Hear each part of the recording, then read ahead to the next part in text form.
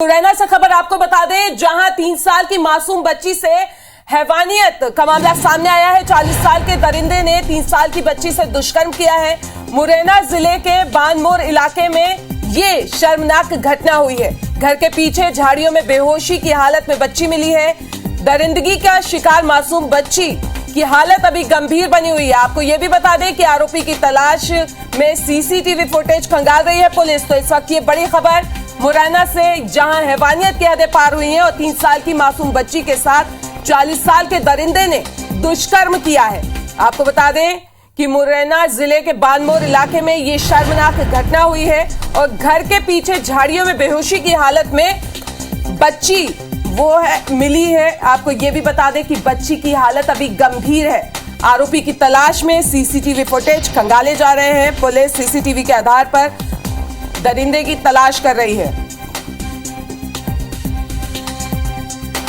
चलिए तो रोमाना, भोपाल के बाद मुरैना में भी ये शर्मसार करने वाली खबर निकल कर सामने आई है। और निश्चित रूप से कई सवाल यहाँ पर खड़े हो रहे हैं कि आखिर इस तरह की घटनाएं क्यों बढ़ रही है, आखिर लोगों की मानसिकता क्या होगी जो इस तरह की घटनाएं लगातार निकल कर सामने आ रही है। मुरैना से ये बड़ी खबर है, जहां पर 3 साल की मासूम बच्ची से दुष्कर्म किया गया। 40 साल के दरिंदे ने 3 साल की मासूम बच्ची से दुष्कर्म किया। मुरैना जिले के बानमोर इलाके में यह शर्मनाक घटना हुई है।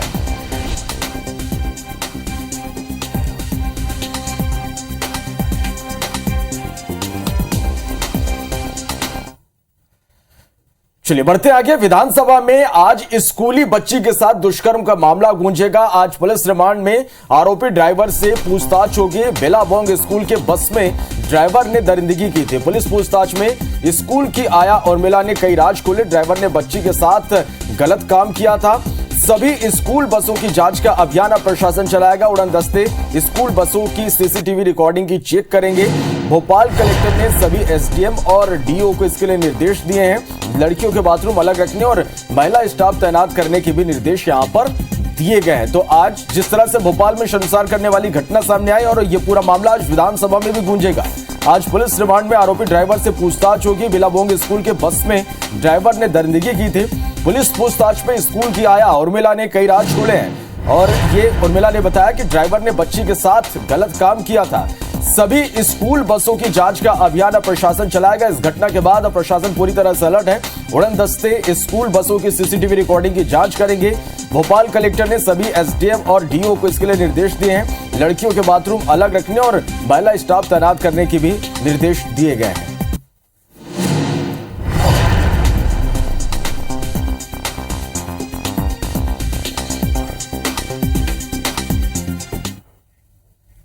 और इसी खबर पे ज्यादा जानकारी के लिए हमारे 2 रिपोर्टर्स हमसे जुड़ रहे हैं, मुरैना से और भोपाल से। उनका रुख कर लेते हैं। सत्येंद्र जुड़े हैं हमारे साथ मुरैना से और भोपाल से विवेक। तो सबसे पहले सत्येंद्र, आपसे जानना चाहेंगे, अभी दरिंदे का कुछ पता चल पाया? क्योंकि सीसीटीवी फुटेज जो है वो पुलिस लगातार जो है उसको खंगाल रही है। बच्ची की बात करें तो बच्ची की हालत कैसी है? बिल्कुल, बच्ची की हालत गंभीर बताई जा रही थी और नूराबाद अस्पताल से उसको ग्वालियर अस्पताल में रेफर किया गया था। हालांकि बच्ची की हालत अभी भी गंभीर बताई जा रही है और साफ तौर से देखा जाए, पुलिस जिस तरीके से दावे कर रही थी आरोपी की गिरफ्तारी हो जाएगी सुबह तक, लेकिन अभी तक पुलिस के हाथ खाली के खाली बताए जा रहे हैं। आरोपी पुलिस की गिरफ्त से दूर बताया जा रहा है और साफ तौर से देखा जाए, जिस तरीके से पुलिस हालांकि दावे कर रही थी कि सीसीटीवी फुटेज नेशनल हाईवे पे लगे हुए हैं, आसपास की जो गलियां मोहल्ले हैं उनमें भी जो सीसीटीवी फुटेज लगे हुए हैं उनको खंगाला जा रहा है। और परिवार के लोग जो उसकी बच्ची की जो माँ थी उसने उसका छहुलिया देखा हुआ था, तो उस हुलिये की भी स्केच बनवाई जा रही है। उस हुलिये के आधार पर भी आरोपी की तलाश की जा रही है। लेकिन अभी तक देर रात से ये घटनाक्रम हुआ है और अभी तक पुलिस के हाथ खाली है। कम से कम 8 से 10 घंटे होने को जा रहे हैं और पुलिस हालांकि अभी भी दावे यही कर रही है कि आरोपी को जल्द गिरफ्तार किया जाएगा। अगर और भी कोई सहयोगी या और भी उसका कोई साथी होगा उसको भी आरोपी बनाया जाएगा। लेकिन साफ तौर से देखा जाए, जिस तरीके से मध्य प्रदेश में मासूमी सुरक्षित नहीं है तो कई बड़े सवाल खड़े हो रहे हैं। बिल्कुल सत्येंद्र, पुलिस अधीक्षक से जो दावे जो लगातार किए जा रहे थे कि अपराध का जो ग्राफ है वो कहीं ना कहीं कम हो रहा है, लेकिन अपराध का ग्राफ बिल्कुल ही कम नहीं हो रहा है। लगातार अपराध हो रहे हैं। कल भी 3 नाबालिग छात्राओं को जो घर से कोचिंग के लिए आ रही थी उनका अपहरण किया जाता है। 2 बच्चियों को हाईवे के किनारे बेहोशी की हालत में फेंका जाता है और एक बच्ची को लेकर आरोपी फरार हो जाता है। तो कई सारी घटनाएं जो सामने निकल कर आ रही हैं, ये बड़े सवाल खड़े कर रही है। लेकिन पुलिस अधीक्षक फिर भी लगे हुए हैं कि जिले में अपराध का ग्राफ कहीं ना कहीं घट रहा है। तो ये कई सवाल खड़े हो रहे हैं कि क्या अपराध के अगर ग्राफ घट रहे हैं तो ये घटनाएं कहाँ से हो रही हैं? क्या आरोपियों में जो पुलिस का खौफ होना चाहिए वो कहीं ना कहीं खत्म होता जा रहा है? आरोपी आए दिन घटनाओं को अंजाम दे रहे हैं, लगातार इस तरीके की घटनाएं सामने आ रही हैं।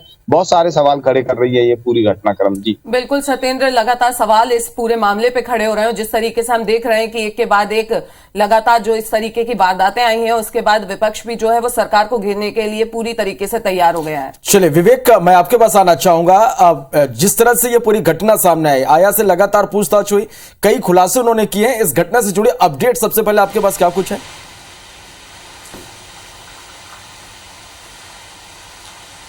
मध्य प्रदेश की राजधानी भोपाल को शर्मसार करने वाली और जो पेरेंट्स हैं उनके विश्वास को तोड़ने वाली जो घटना मध्य प्रदेश में पिछले दिनों घटी है, स्कूल बस में एक छात्रा के साथ रेप की, ये निश्चित तौर पर जो है पूरे सिस्टम पर सवाल खड़े कर रही है कि आखिर नौनिहालों के जीवन को किस तरह जो है ऐसे विकृत मानसिकता के लोग जो है खरोच पहुंचाते उनको उस जीवन को ख़राब करने की कोशिश करते हैं, क्योंकि ये ज़िंदगी भर का जख्म है।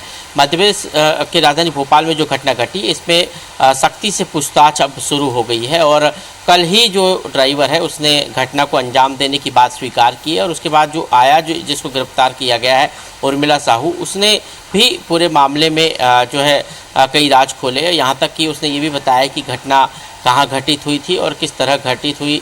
तमाम जो है पूछताछ में उसने कई राज खोले हैं और इस पूरे मामले में अब सिस्टम पर भी सवाल खड़े हो रहे हैं। स्कूल प्रबंधन अब तक इस घटना को स्वीकार नहीं कर रहा था, लिपापोती कर रहा था, लेकिन अब दोनों ही आरोपियों के स्वीकार करने के बाद स्कूल प्रबंधन की कार्यप्रणाली पर भी सवाल खड़े हो रहे हैं। कल ही गृह मंत्री ने कहा था कि स्कूल प्रबंधन लिपापोती कर रहा है पूरे मामले में, और मुख्यमंत्री शिवराज सिंह चौहान ने इस पूरे घटना पर संज्ञान लिया और संज्ञान लेते ही उन्होंने इस पूरी घटना पर कठोर कार्रवाई के निर्देश अधिकारियों को दिए हैं। स्कूली शिक्षा विभाग ने भी स्कूल प्रबंधन की जांच के लिए, स्कूल की जांच के लिए टीम गठित कर दी है।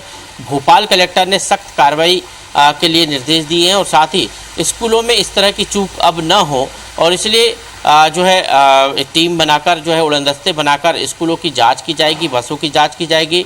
जिन बसों में बच्चे जाते हैं उनमें सुप्रीम कोर्ट की गाइडलाइन का पालन हो रहा है या नहीं हो रहा है, इसको ध्यान में रखकर जांच की जाएगी। साथ ही स्कूलों में भी ये देखा जाएगा कि बच्चियों के टॉयलेट अलग है या नहीं है, या फिर मासूम बच्चियों की टॉयलेट अलग है या नहीं है।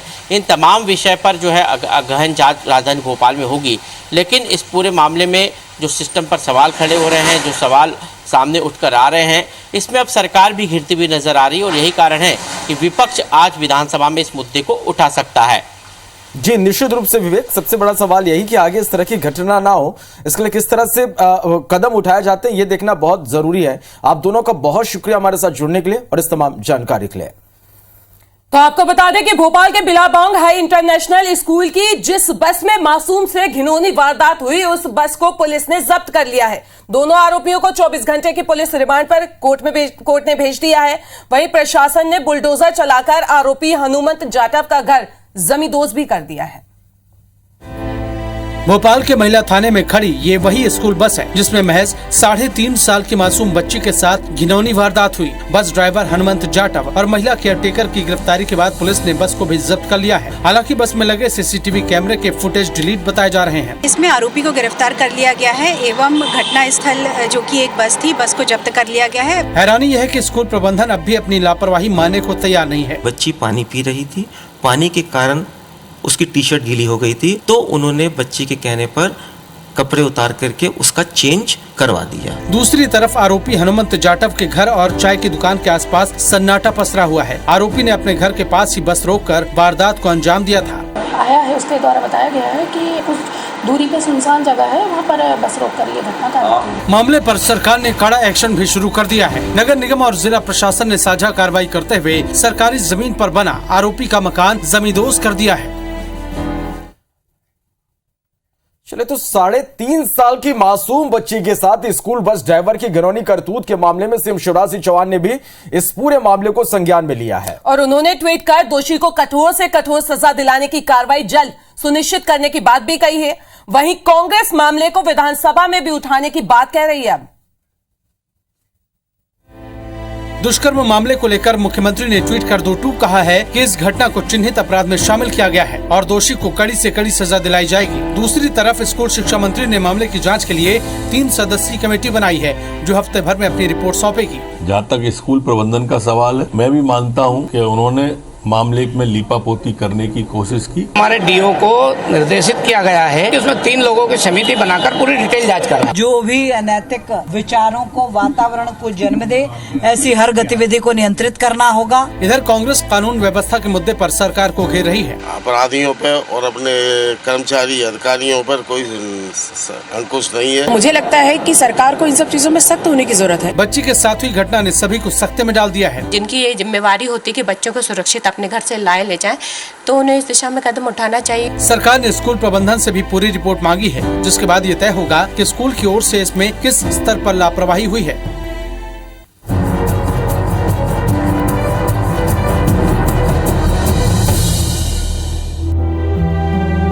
मैं चली थी स्कूल को, मेरे सपने हजार थे, कांधे पर किताबें, मेरे दौड़ते कदम। मैं चली थी स्कूल को। मेरी माँ ने कहा था जब लौटोगी तो कहानियां सुनाऊंगी, तुम्हें परियों की बातें बताऊंगी जब तुम लौटोगे स्कूल से। मैं अबोध बहुत खुश थी। छुट्टी की बेल सुनते ही मेरे कदम दौड़ पड़ी। बस में सवार होके मैं घर की तरफ चल पड़ी, मगर मेरी बस में न जाने आज क्या हुआ। मैं चिड़िया थी नन्ही सी, मेरे पंख किसी ने नोच लिए। ये कहानी मैंने मम्मी को घर लौट कर सुनाई। वो राक्षसी कहानी का मेरे बस में आ जाया था, मुझे डराया था, बहुत रुलाया था। मैं अबोध थी, अनजान थी। वो राक्षसी कहानी का मेरी बस में आज आया था, मुझे डराया था, बहुत रुलाया था। तो भोपाल के बाद अब मुरैना की बात कर लें। आपको बता दें कि मुरैना में भी एक मासूम बच्ची के साथ दरिंदगी की वारदात सामने आई है। यहां के बांधमोर इलाके में 40 साल के दरिंदे ने 3 साल की बच्ची से दुष्कर्म किया है। हैवानियत भरी वारदात को अंजाम देने के बाद बच्ची को झाड़ियों में बेहोशी की हालत में छोड़कर आरोपी फरार हो गया। मां ने जब देखा कि काफी देर से बच्ची नहीं दिख रही है तो वो उसे ढूंढने के लिए निकल गई। उसे बच्ची झाड़ियों में बेहोश हालत में मिली, जिसे अस्पताल में गंभीर हालत में भर्ती कराया गया है। आरोपी की तलाश की जा रही है। पुलिस सीसीटीवी फुटेज खंगाल रही है।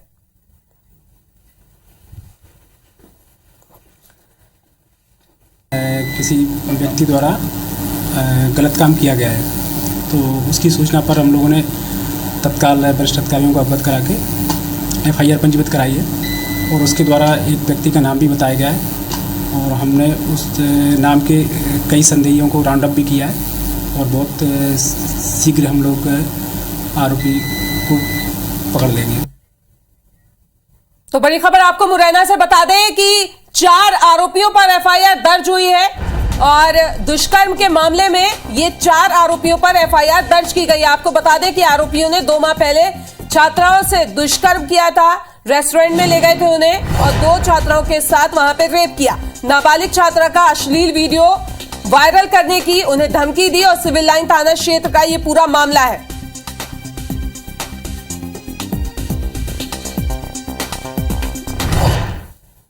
और इसी खबर पर ज्यादा जानकारी के लिए हमारे संवाददाता सतेंद्र हमसे जुड़ गए हैं, उनका रुख कर लेते हैं। सतेंद्र, एक तरफ बच्ची की हालत के बारे में अगर हम पूछे तो कैसी है बच्ची की हालत, और सीसीटीवी फुटेज लगातार पुलिस खंगाल रही है, कुछ कार्रवाई हो पाई है, कुछ सुराग मिल पाया है? बिल्कुल, अभी बेटी का जो इलाज है वो ग्वालियर में जारी है और दूसरी बात की जाए कि पुलिस लगातार आरोपी के इलाज दबिश दी जा रही है। उसके घर और या रिश्तेदार जहाँ जहाँ पुलिस को सूचना मिल रही है कि आरोपी कहाँ गया कहाँ नहीं गया, वो पूरे सारे बिंदुओं पर पुलिस जांच कर रही है। दूसरा मामला सिविल लाइन थाना इलाके का है, जहां पर 3 छात्राओं का कल अपहरण करके उनको ले जाया गया। उनके साथ में 2 माह पूर्व रेप किया गया था। अलग अलग 2 लोगों ने कल उनका अपहरण करके उन्हें चौंदा टोल के पास में 2 छात्राएं वहां पर मिली थी और यहाँ सिटी व्यू कैफे रेस्टोरेंट है जो मुरैना बिजली घर के सामने, उसमें ले जाकर उन 2 छात्राओं को अलग अलग और उनकी जो अश्लील वीडियो वायरल करने की लगातार धमकी दी जा रही थी कि इस तरीके से तुम्हारा वीडियो वायरल कर दिया जाएगा। इस कारण से वो छात्राएं घर पे, जब घटना बढ़ती हुई देखकर परिवारों को बालों को सूचना मिली थी कि उन बेटियों को 4 लोगों ने उनका अपहरण किया गया, तो परिवार कि लोग पुलिस अधीक्षक कार्यालय पहुंचे थे, पुलिस से गुहार लगाई थी। हालांकि कई घंटों बाद पुलिस ने उनकी सुनवाई की और पुलिस ने जब उन लोगों ने जाकर वहां सिविल लाइन थाने में इसकी सूचना दी तो सिविल लाइन पुलिस ने 4 आरोपियों के खिलाफ मामला दर्ज किया है। साफ तौर से देखा जाए, हालांकि अभी तक पुलिस की गिरफ्त से चारों आरोपी फरार बताए जा रहे हैं। अभी कोई भी आरोपी की गिरफ्तारी नहीं हो पाई है। ये कई सवाल खड़े होते हैं कि आखिर पुलिस आरोपियों को गिरफ्तार क्यों नहीं कर पा रही है, क्या कारण है? इस तरीके की घटनाएं सामने आती हैं, क्यों नहीं है? दोनों जगह जो दोनों केस हुए हैं उन दोनों में देखने को मिल रहा है कि लगातार आरोपियों की पहचान हो चुकी है। सीसीटीवी फुटेज एक जगह खंगाले जा रहे हैं तो वहीं चारों आरोपियों पे FIR दर्ज हो गई है। लेकिन सबसे बड़ा सवाल तो यही उठ रहा है कि अभी भी पुलिस के हाथ खाली क्यों है?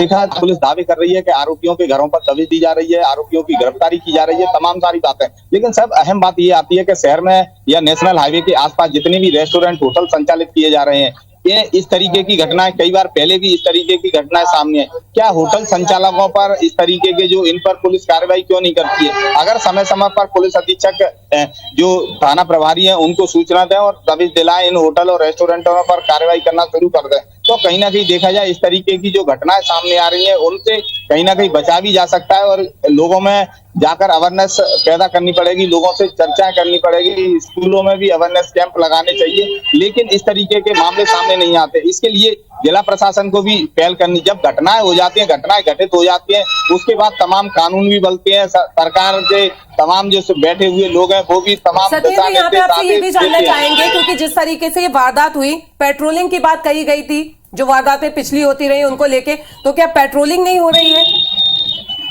नहीं, बिल्कुल। अगर देखा जाए जिस तरीके से जगह जगह जो चेकिंग लगाई जाती थी वो कहीं ना कहीं शहर बढ़ता जा रहा है, चारों तरफ शहर विकसित हो रहा है। अब देखा जाए छात्राएं गांव से संजय कॉलोनी के लिए पढ़ने के लिए आ रही थी, तो उस समय का ये पूरा घटनाक्रम है। और जब छात्राओं का अपहरण किया जाता है, अपहरण के बाद उनके साथ पूर्व में भी उनके साथ रेप किया, वीडियो वायरल करने जैसी धमकी, तो कहीं ना कहीं देखा जाए पुलिस को सख्ती बरतनी चाहिए और पुलिस को ही ये जो लगातार इस तरीके की घटनाएं आती हैं, कानून बनते हैं और पुलिस भी दावे करती है कि आरोपियों पर कार्रवाई होगी, जो भी सब होता है, लेकिन समय समय पर कह सकते हैं यहाँ पे कि जब ये वारदातें हो जाती हैं, जब इस तरीके के हादसे हो जाते हैं, उसके बाद पुलिस एक्टिव होती है, वादे किए जाते हैं, दावे किए जाते हैं, लेकिन जिस तरीके से अभी हम देख रहे हैं पुलिस के हाथ खाली हैं और आरोपियों की पकड़ अभी तक नहीं हो पाई है। इस तमाम जानकारी के लिए आपका बहुत बहुत शुक्रिया।